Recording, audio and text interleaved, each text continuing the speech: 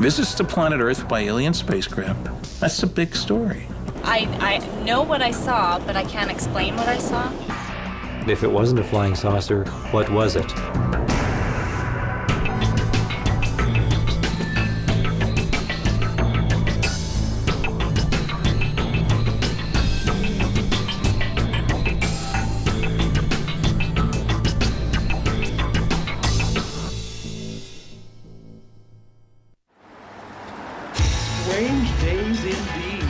Program 227 of these strange days indeed. And this is the time when we meander out to Winnipeg, Manitoba, where Chris Rutkowski, who's trained as an astronomer and has been studying reports of UFOs since the mid-1970s. And I just always seem to be interested in what's out there. Why are we here? Is there life out there? He publishes, along with Jeff Dittman, the Canadian UFO Survey. Chris Rutkowski is a scientist hooked on UFOs. His annual survey, released every February, is one of the most detailed UFO studies in the world. So what's been happening with the Canadian UFO Survey? Over the past 5 years, since 1998, we're up 250%. 10% of the population believe they've seen UFOs. If 10% of the population are having these experiences and we are not entirely sure what it is they're seeing, to me that's of concern and should be of concern. Rutkowski's passion for UFOs makes him the country's chief investigator, the one man collecting data on all UFO sightings in Canada and investigating the unsolved ones, or X-Files. Well, people have compared me to the real-life Fox Mulder, and I suppose in some ways I am. I mean, I do receive some government reports. I do investigate some fascinating and bizarre cases. Driven to uncover the truth about UFOs, Rutkowski travels to New Brunswick, where there's been several reports of unusual sightings.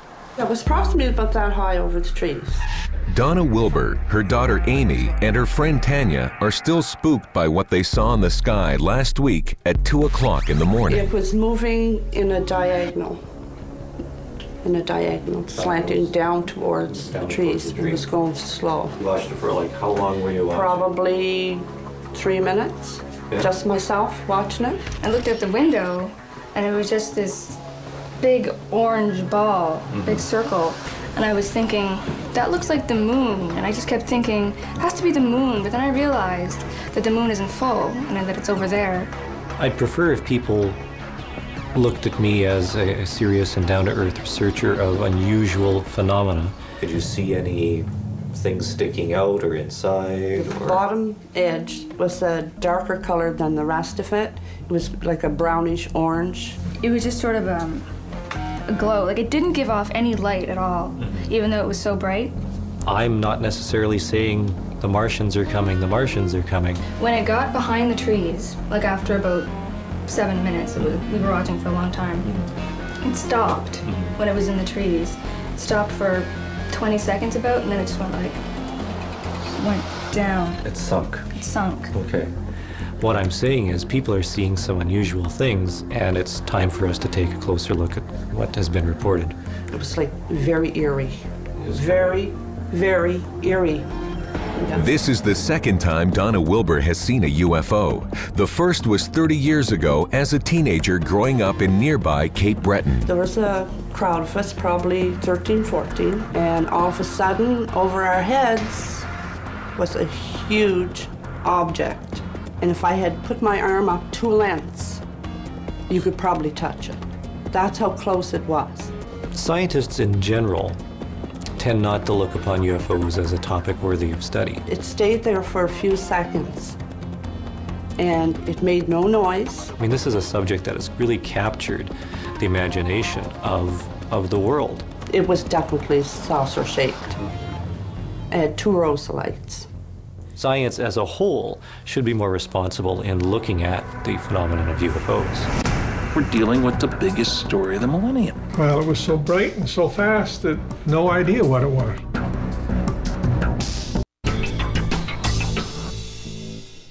On the line with us is the gatherer and co-editor of the Canadian UFO Survey, Chris Rutkowski. Good evening, Earl.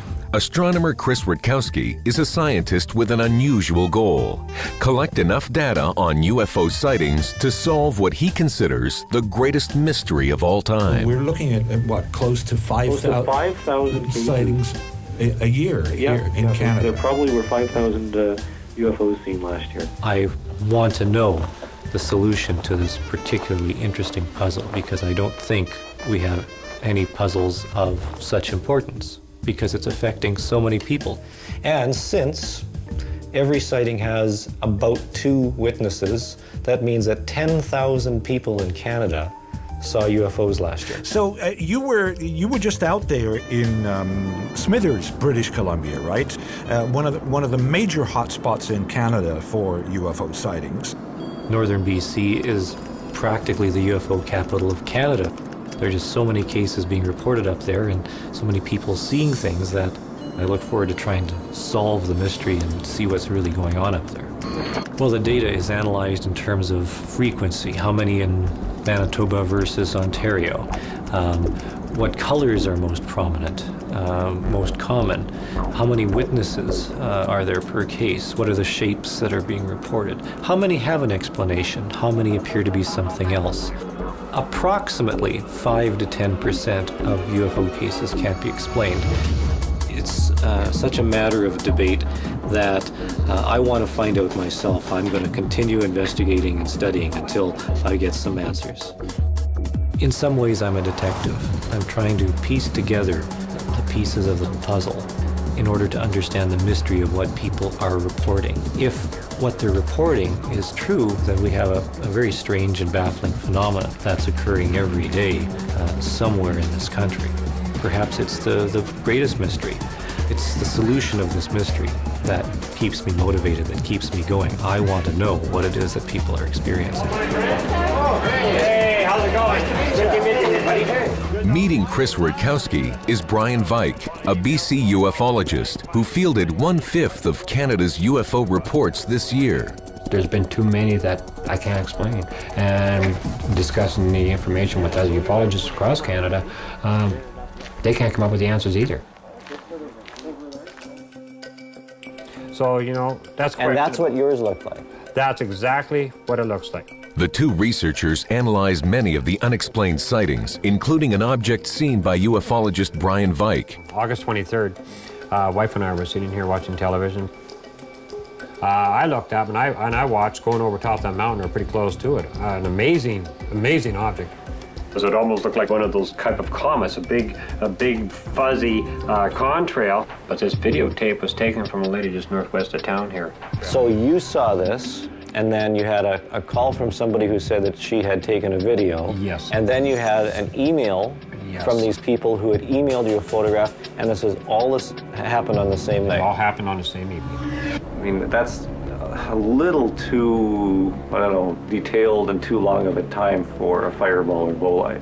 And it's not a comet, it's not a meteor. There are many ways to check and see if people had mistaken things. The only possible thing is some sort of decaying rocket or something like that. And it's possible to use this information to build up a list of what should have been seen in the sky and compare it with what was seen in the sky. Because there was a satellite re-entry that night, perhaps about that same time, and we had such excellent observations on it, maybe that's what it was. Not just like, this is 45 minutes later, This the is 45 same minutes person, later. Same person. same camera, same type of direction. Same location, everything. So in the space of 45 minutes, she videoed 2 separate unusual objects. Exactly. The problem is that this thing had come up and circled back again. That's not consistent with a satellite re-entry. I've never seen a UFO. I'd like to know what the fuss is all about. What is it that people are seeing when they're seeing UFOs? Let one land right in front of me someday. For me, it's not over until I've solved the mystery, and there's a lot of mystery out there. All of a sudden, bang, it was just right over us. It was just a massive ball of light.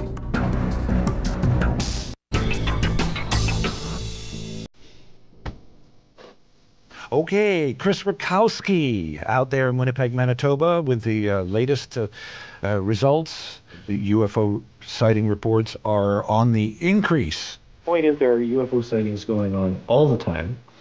And the reports, you know, in most cases, we hope, do manage to make it to researchers who are taking these things quite seriously. 7, 8, 9, 10. So lights flashed on and off, disappeared, then flashed again. An object resembling an aircraft landing light, no planes in the area. It was just a massive ball of light. The thing is with these fireballs, they're like 150 miles up. It's difficult to say why there would be such a profound increase over the past, let's say, 5 years. And that's why we have to look at this data with some care in order to really understand what's going on. That was like just 2 hours later. Yes. So something was occurring between Smithers and Houston on this road early in February. In February the 1st, Friday night, and continued on from, you know, several reports came in of people seeing all kinds of stuff happening. Sometimes I'm lucky and I do get to solve some of these cases, but in the majority of these cases this year, completely unknown. Completely unknown. Investigating the many unexplained UFO sightings here, Rutkowski and Vike dig for clues in BC's Telkwa Mountains. So when it's pitch black like that, if there's a light on that ridge up there, some people might say, well, it's you know, in the sky or something like that. Oh yeah, definitely. Yeah, especially with all the mountains, and if you have a low cloud ceiling, it's going to be very dark here. I think there's a greater acceptance of aliens and UFOs in our culture today. And because of that, people appear to be a little more willing to come forward with their UFO experiences. And this includes pilots, air traffic controllers, RCMP, so forth. And we didn't really see that in as great numbers anymore. So we're starting to see a trend that it's no longer fashionable to ridicule people who've seen UFOs because they're so common, because they're seen by so many people in all walks of life. If UFOs really are trivial, if they really don't exist, what is it that people are seeing? Why do people continue to report seeing unusual objects in the sky that don't appear to be conventional objects? I want to know, personally, what it is that people are seeing. Hello, Gordon. Hi there. Hi, how you doing? Hello, baby. Hey. Hi. Good to see you again. Yeah. Good. Chris Rutkowski? Hi, Chris. He's flown in from Manitoba to have a visit.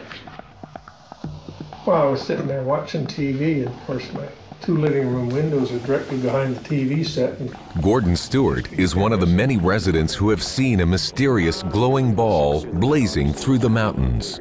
well, if I'd have blinked, I'd have missed it. And it went right through the valley. It's going so fast. Fairly low, though. Oh yeah, right down in the valley, level with the house here. I'm at 3,000 feet here. What were you doing? Watching TV, looking. When something went past those windows, this bright orange light going past. Oh, shit, what was I jumped out of my chair and ran to the door there and ran outside. And, well, it was so bright and so fast that no idea what it was. And I couldn't hear nothing. It was just dead quiet. This was almost as if it had some kind of an engine, or else it was traveling so fast it was glowing, or, you know. It seems like, what, about 12, 15 people seen it that night that we know of. Yeah, for sure. So this was shaped like a ball with a flame coming out the back? Yeah, or was like a ball with a big glow to it. I've seen lots of comets here. Lots of them, you know, falling stars. Shooting stars. Comets and shooting stars and stuff. And they're always falling on an arc. And this thing was dead flat. Yeah.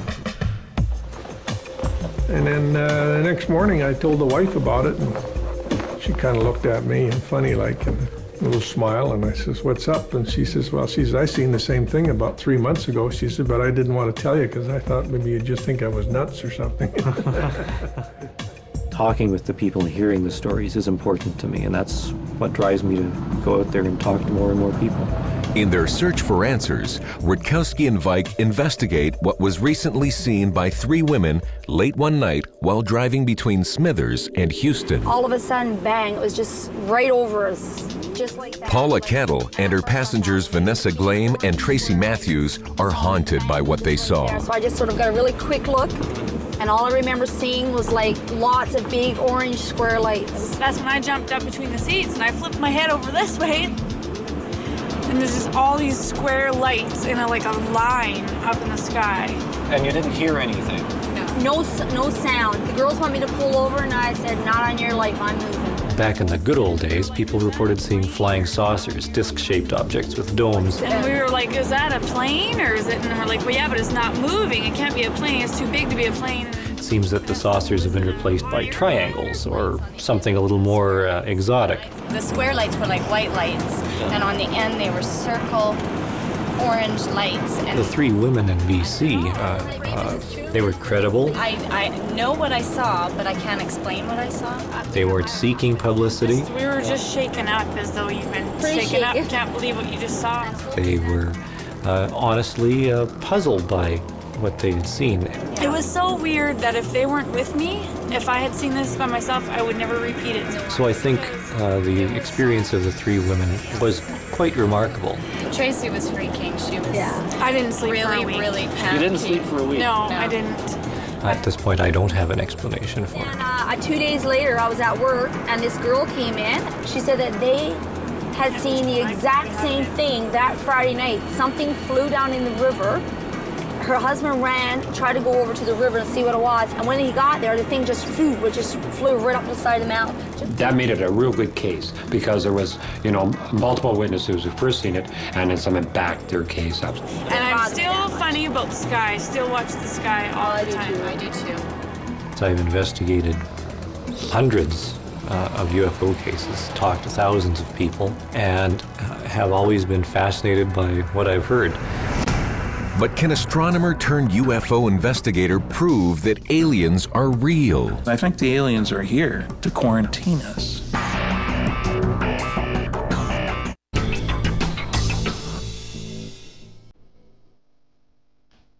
Here you are, year after year, putting out the survey, gathering all the numbers together, crunching those numbers. But the foundation of all of ufology are the sightings themselves. And unless you actually have good data and examine the data in some rigorous fashion, all of that speculation is really meaningless. You can't be a normal, rational, thinking human being and look at all of this information and say, nah, there's nothing going on, because there definitely is.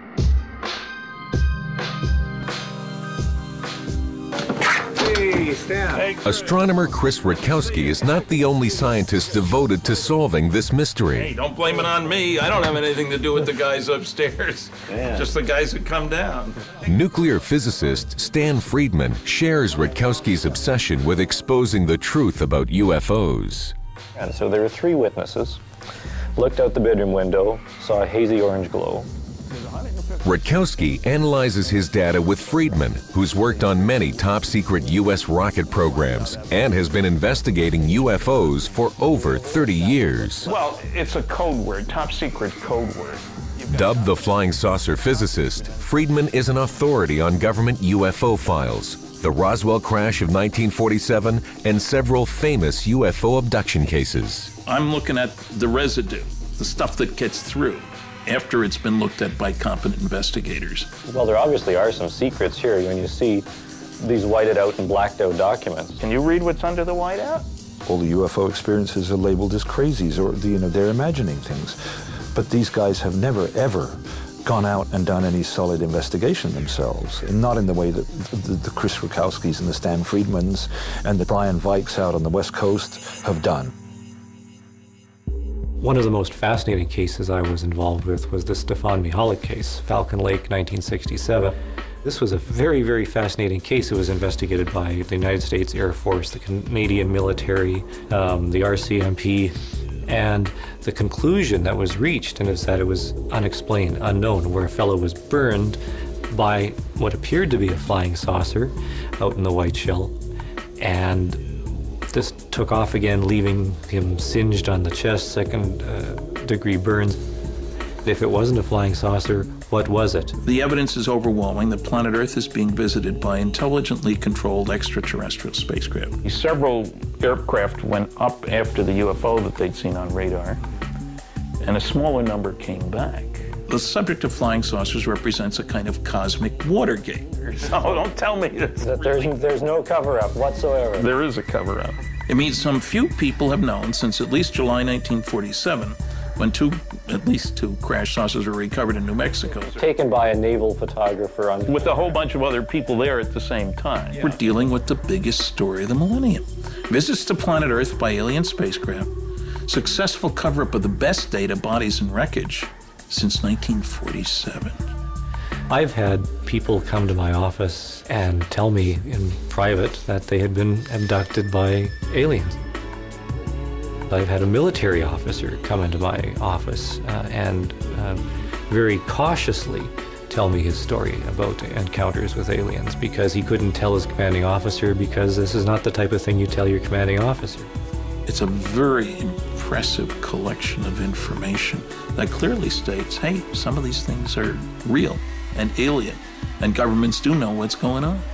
I've had a nurse come to me with a fascinating story of an encounter with round-headed, robed alien creatures, apparently standing right in her own apartment. And she said to me, she's pleading with me, she says, I don't know what this was. You have to listen to me. I'm not making it up. This wasn't a dream. I don't normally dream like this. And yet, I'm sure that I saw this right in my own home.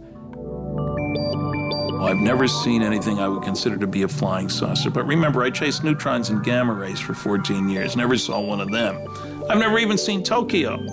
It's there, you know. We depend on other people's testimony for most of what we know about the world we live in. I think the mystery is going to continue on for some time. I don't think we're that close to a solution yet. But when it's resolved, I think perhaps we will find that we're not alone in this universe. Thanks again, Chris. Okay. Talk to you next month. Next month. Good night, sir. Good night. To report a UFO sighting in this here province, 416-242-4161.